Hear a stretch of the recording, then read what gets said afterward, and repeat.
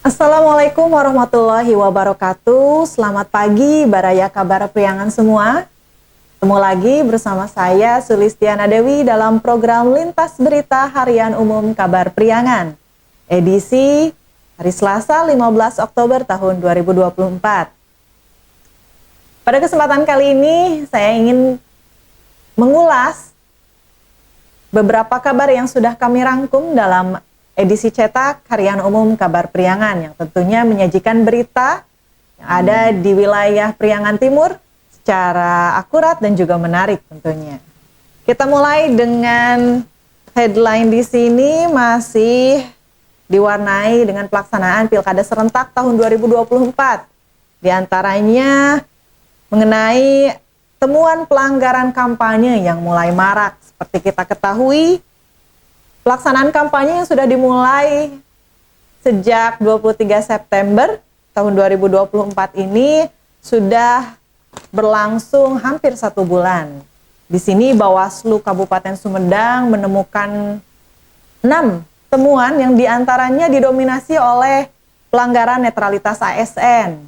Selain itu, ada juga pelanggaran money politik dan juga ada pelanggaran yang dilakukan oleh penyelenggara. Namun, terkait pelanggaran money politik ini, kasusnya itu berhenti karena kekurangan alat bukti. Dan untuk kasus yang ASN, netralitas ASN ini sempat menjadi topik hangat karena seperti yang kita ketahui, ASN itu dituntut untuk netral ya, tidak memihak pada calon manapun.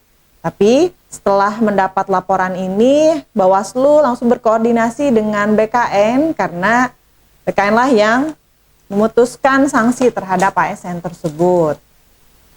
Terkait pelaksanaan pilkada di Kabupaten Garut juga, KPU Kabupaten Garut sudah mulai mencetak surat suara. Target dari mereka untuk bulan November ini, mulai 3 November, mudah-mudahan surat suara itu sudah mulai bisa didistribusikan. Karena setelah itu akan menempuh proses sortir dan lipat sebelum nantinya akan didistribusikan ke TPS.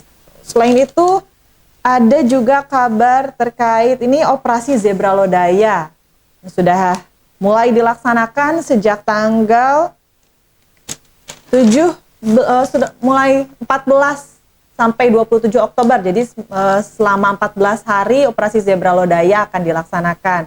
Terpantau di Garut, Kabupaten Tasik ini sudah mulai dilaksanakan.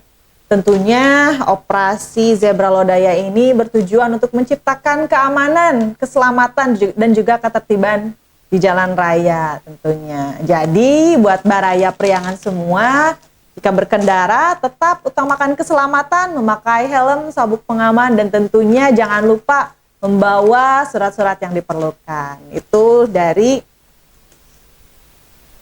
Lalu selanjutnya ini dari dunia olahraga. Ini kita masih dalam euforia timnas nih yang hari ini akan berlaga melawan China dalam gelaran kualifikasi Piala Dunia tahun 2026. Dengan hasil kemarin seri melawan Bahrain, timnas Indonesia ini punya keuntungan. Jadi posisinya meningkat.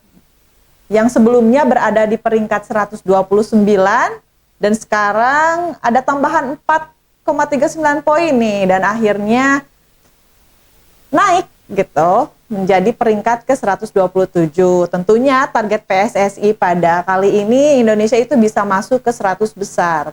Mudah-mudahan hasil nanti melawan China akan memberikan suntikan motivasi lah hasil ini tuh. Lalu masih dari cabang olahraga, kemarin kita sudah mengetahui pelaksanaan Perpasnas ya yang dilakukan di Solo dan Jabar alhamdulillah juara umum. Dan di sini ada Kabupaten Tasik yang berhasil menyumbang 31 medali emas. Sungguh capaian yang luar biasa ya bagi Jawa Barat khususnya untuk Kabupaten Tasik juga. Ini raihan medali masih didominasi dari cabang olahraga bulu tangkis nih yang menyumbangkan hampir 11 medali di sini. Disusul oleh cabang olahraga tenis meja nih, yang juga menyumbangkan 3 medali emas. Tuh. Kita lanjut ke Kabupaten Tasik nih. Di sini ada informasi terkait Kementerian Agama Kabupaten Tasikmalaya sedang menggenjot sertifikasi halal. Sebagaimana kita ketahui, ini sudah menjadi isu yang sangat yang sangat ramai di masyarakat. Bagaimana Kementerian Agama menyediakan proses sertifikasi halal bagi UMKM yang ada di Kabupaten Tasikmalaya. Selain itu, seperti yang kita ketahui sekarang mulai bermunculan influencer-influencer makanan halal gitu. Jadi tidak semua yang no pork atau no lard itu halal. Makanya kita butuh badan yang bisa mensertifikasi itu. Jadi kita yakin makanan yang kita makan itu adalah makanan yang halal tentunya. Ini dengan koordinasi yang baik, bukan hanya Kementerian Agama, tapi juga menggandeng Basnas, Dinas Perindustrian dan Perdagangan, Dinas Koperasi, dan juga Dinas Perizinan. Mudah-mudahan target 1024 sertifikat halal ini bisa terbit di tahun ini. Begitu ya, Baraya Priangan. Kita lanjut lagi. Oh, ini kita berpindah nih ke Kabupaten Ciamis. Ini dari dunia kesehatan, ini kasus demam berdarah di Kabupaten Ciamis. Sudah 9 bulan sejak awal tahun ini sampai bulan September tercatat sudah 9 orang yang meregang nyawa karena kasus demam berdarah ini. Seperti kita ketahui, cuaca yang tidak menentu, lalu mungkin dipengaruhi oleh lingkungan yang kurang bersih juga. Ini mengakibatkan bahwa tren penyakit demam berdarah ini masih cukup tinggi di Kabupaten Ciamis.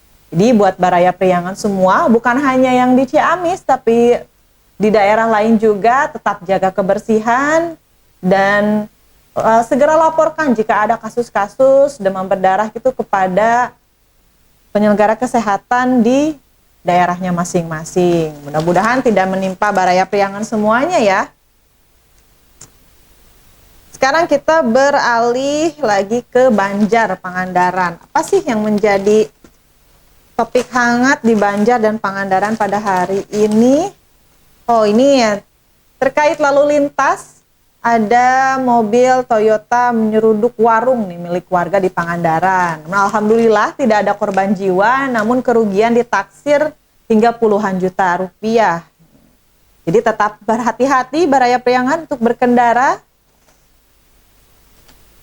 Ini untuk moda transportasi darat lainnya, ada berita mengenai kereta api Pangandaran di sini yang bekerja sama dengan Damri dan juga pemerintahan Kabupaten Pangandaran yang menyediakan shuttle. Jadi kereta api Pangandaran yang berakhir di Banjar itu menyediakan shuttle bagi wisatawan yang ingin berwisata ke Pantai Pangandaran. Nantinya ada bus yang menjemput penumpang dari stasiun Banjar yang akan mengantarkannya ke wisata Pantai Pangandaran. Mudah-mudahan ini bisa meningkatkan antusiasme wisatawan untuk datang ke Pangandaran tentunya.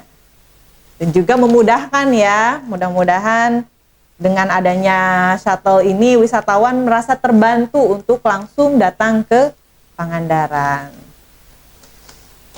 Halo, kita beralih lagi.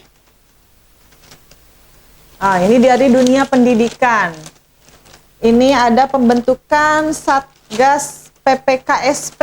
Apa itu Satgas PPKSP? Yaitu Satuan Tugas Pencegahan dan Penanganan Kekerasan di Lingkungan Satuan Pendidikan. Seperti kita ketahui, banyak sekali kasus sekarang terkait kekerasan, baik itu kekerasan fisik ataupun kekerasan verbal yang terjadi di lingkungan sekolah.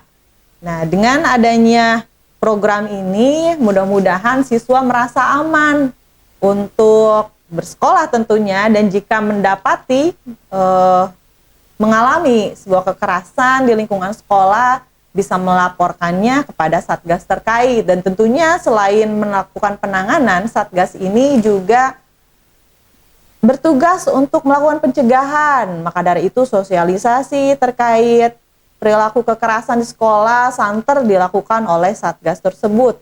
Ini dibentuk oleh Kementerian Pendidikan, Kebudayaan, Riset dan Teknologi. Ini mudah-mudahan bisa mengurangi angka kekerasan di lingkungan sekolah tentunya. Begitu ya Baraya Priangan. Terakhir ini masih dari rangkaian Hari Ulang Tahun Kota Tasik. Kemarin ada pertemuan Tepang Juragan ini yang menawarkan investasi hingga 500 miliar.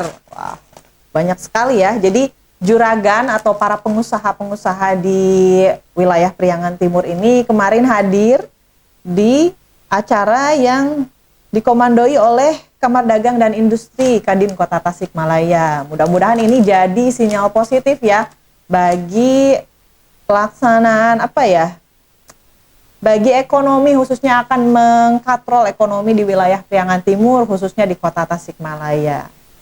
Segitu dulu mungkin Baraya Priangan yang bisa kami sampaikan.